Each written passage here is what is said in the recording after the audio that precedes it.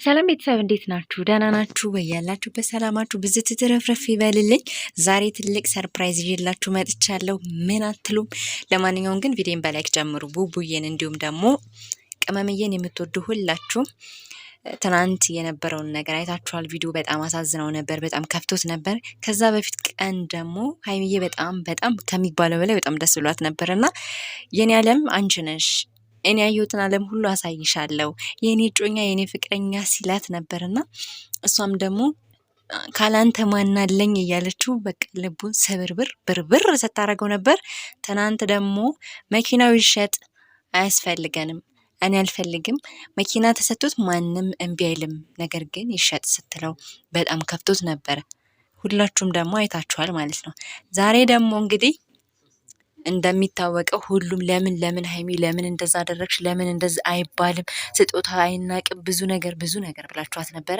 ሀይሚ ቅመሟ እንደምታውቋት ከነስሟ ቅመም፣ ዛሬ ደግሞ ቡቡዬን ቅመም ልታደርገው መታደናለች ማለት ነው።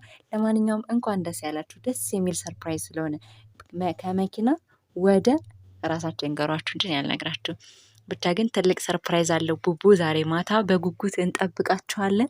ሁላችሁም ሼር እያደረጋችሁ ማለት ነው።